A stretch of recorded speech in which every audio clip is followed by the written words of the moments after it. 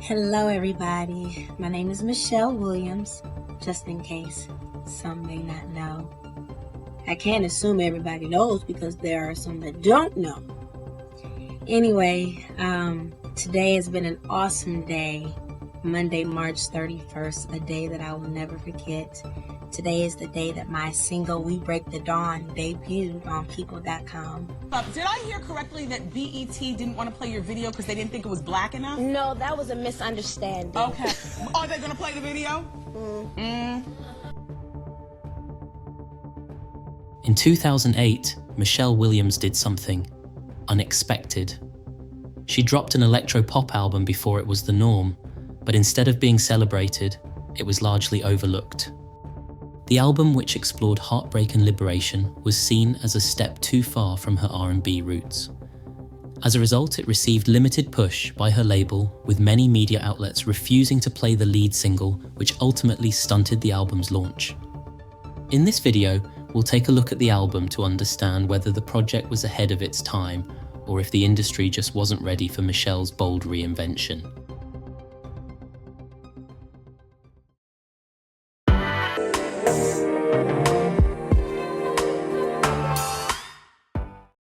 Love music?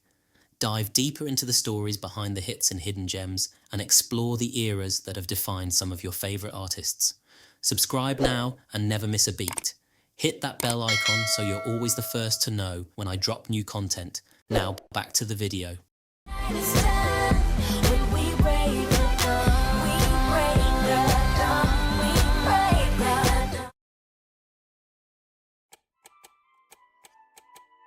By the mid-2000s, Michelle had become known for her gospel albums. These had already broken records, with her debut project becoming the best-selling gospel album of 2002. Mainstream audiences always saw her as the gospel member in Destiny's Child. And while Beyoncé and Kelly had fully embraced R&B and pop, Michelle naturally transitioned to gospel for her solo career. However, it was teased as early as 2005 that her third album would have a more mainstream R&B sound. The earliest concepts for the project are believed to have included the unreleased song Stay for a Minute, which was recorded in 2006. During the album's promotion, Williams revealed that her mother had challenged her to create music that people could dance to. Inspired by that push, she shifted the direction of the project to incorporate dance and electronic influences.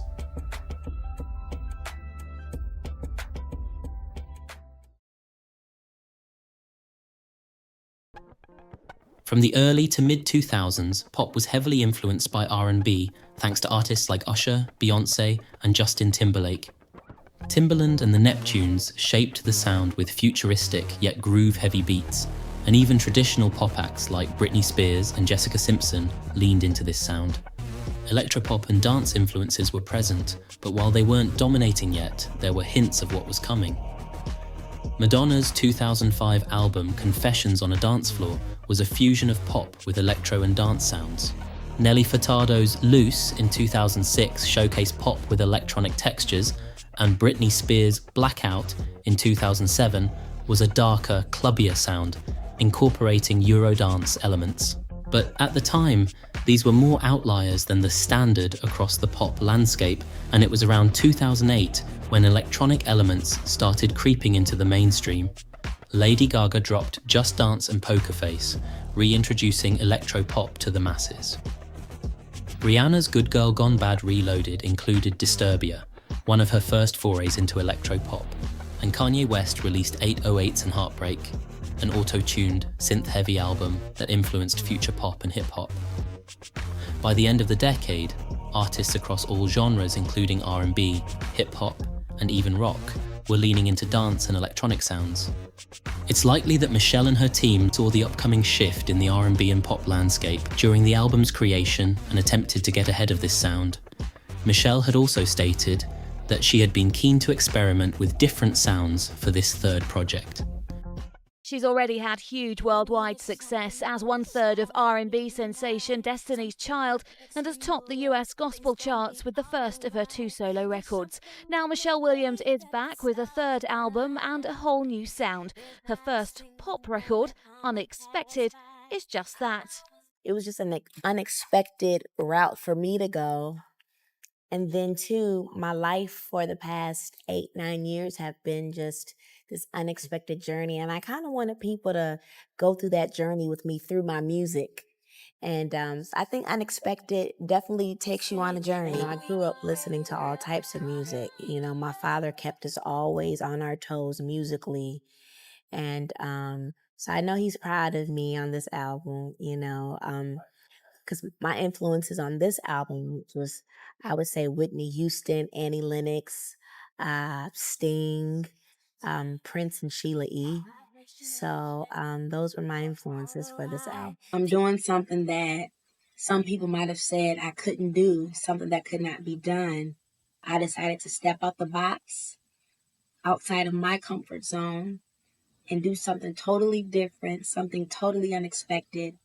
The direction in which this album turned was a shock to me. The album started out one way. I started this album 2 years ago. And late last year, beginning of this year, this album just took on a whole nother direction with the help of great producers. One particular producer, which you guys will hear about later. The first single, We Break the Dawn, was produced by Andrew Frampton and Wayne Wilkins. Also, Solange Knowles is a writer on it as well. So, it turns out that I am ready to break the dawn.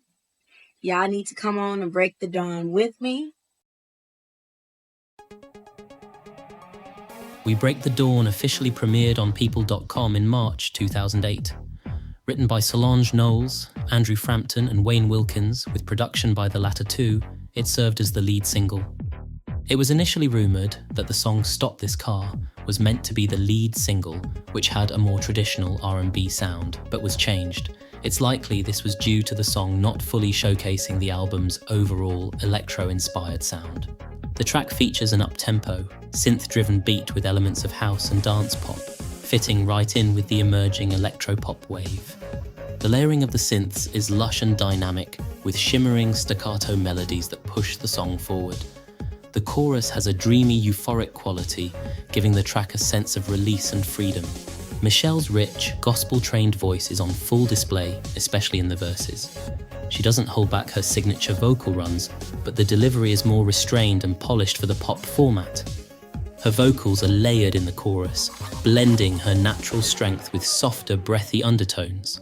The result is a smooth contrast between the more upbeat synthetic instrumentation and her soulful voice. This contrast immediately stands out when listening to the record, creating a juxtaposition that mirrors the song's theme of breaking free.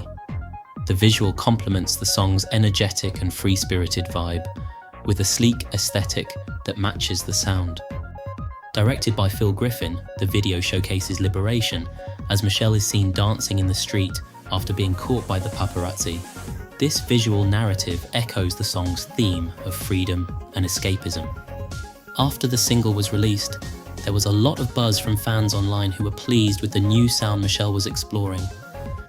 The single received generally positive reviews from critics, with many highlighting the bold shift in musical direction, as well as the song's infectious and upbeat energy.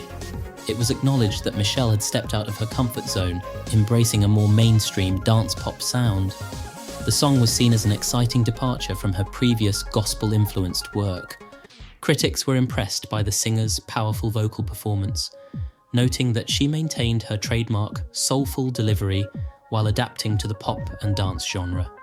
Her voice was often highlighted for its ability to cut through the polished electronic production and still sound distinctively emotive and compelling. While many acknowledged the fresh sound, some critics felt that the song was a bit of an identity clash. As a solo artist coming from a gospel and R&B background, some wondered if the shift towards dance pop was a strategic move to fit in with mainstream trends, rather than a natural extension of her artistic expression. This sentiment was echoed by some publications who pointed out that the song could alienate her core fan base, who appreciated her previous sound. A few reviewers also expressed concern that the track didn't have a clear sense of direction,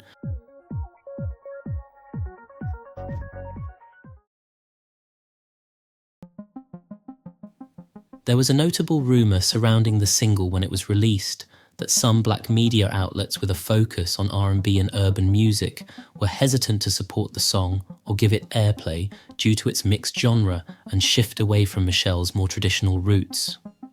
The criticism seemed to stem from the fact that the song didn't fit the typical mould of what was expected from a black artist in the R&B genre at the time, and what seemed, to some, like a dramatic departure from her established identity. People forget that I started off doing R&B and pop music, so it's not like I started, with gospel and then all of a sudden I said, oh, I want to change it up. But even if I did, that is my choice, that is my decision. Yeah. Did I hear correctly that BET didn't want to play your video because they didn't think it was black enough? No, that was a misunderstanding. Okay. That was a total misunderstanding. She's politically correct. I love it. Go. Are they going to play the video? Well, you know what? They did. They did play my video. And a lot of other outlets are playing it. There are so many great outlets. BET did play it, so I'm happy that every outlet is playing the video. The broader industry at the time was still very much divided between urban and mainstream pop music. Black artists crossing over into mainstream pop or electronic music sometimes faced backlash from fans or critics who felt that they were abandoning their roots. While the single wasn't a massive commercial success, it did establish Michelle as an artist willing to experiment and push boundaries. However, the genre shift and the alleged lack of support from some media outlets may have contributed to the song's underperformance. Despite the challenges, the song did receive recognition on the US dance chart, where it peaked at number 4, showing that the track resonated more within the dance communities than with traditional R&B audiences.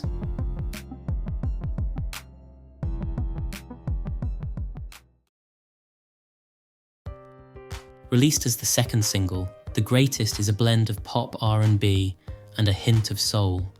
It carries a strong inspirational feel, which contrasts with the dance pop energy of We Break the Dawn. The song, which features a combination of uplifting lyrics, strong melody, and Michelle's vocal power, is largely about self-empowerment, overcoming struggles, and celebrating strength in the face of adversity. The lyrics speak about recognizing your worth, regardless of what challenges or negativity may come your way. It's a confident anthem that calls for self-love and resilience. The stripped-back production creates a soulful, empowering sound, giving Michelle's vocals ample room to shine, while the arrangement enhances the emotional depth. Her gospel background is clear in this track as her voice is expressive and powerful, and she delivers the lyrics with passion and conviction. The song allows her to display her vocal range, from softer, intimate moments to full-throated belting during the chorus. The vocal dynamics also play a key role in making the song feel like a personal anthem. While the single wasn't a massive commercial hit, it still garnered positive reactions from critics, who praised Williams' ability to bring an emotional depth to the track. Critics appreciated the song's uplifting message and felt it was a powerful contrast to the previous single. Some critics even pointed out that this felt like a more authentic representation of Michelle as an artist. The song's inspirational nature connected with listeners on a deeper level, showcasing a more vulnerable and relatable side. Despite the single receiving minor airplay in the US, The Greatest received much of its play in clubs via remixes, which helped the single climb to the top of the US dance chart following its release.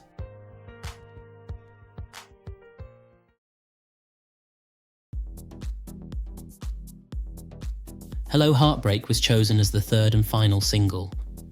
While it didn't receive the same level of promotion as the first two singles, the track remains one of the album's standout moments due to its unique production and futuristic sound. The song presents heartbreak from an unconventional angle. Instead of a sorrowful ballad, Hello Heartbreak treats it like a transaction or a mechanical process. The lyrics depict someone emotionally detaching and almost welcoming heartbreak rather than fighting against it. However, by the time the song was released, promotion for Unexpected had slowed down and label resources may have been redirected elsewhere. Additionally, since The Greatest had already been chosen as the second single, Hello Heartbreak may not have been prioritized for a full visual rollout. The single received critical acclaim, with many praising its bold, innovative production and the way it pushed Michelle's sound beyond traditional R&B. Some critics recognised that the track sounded ahead of its time, blending elements of electronic music that would later dominate mainstream pop.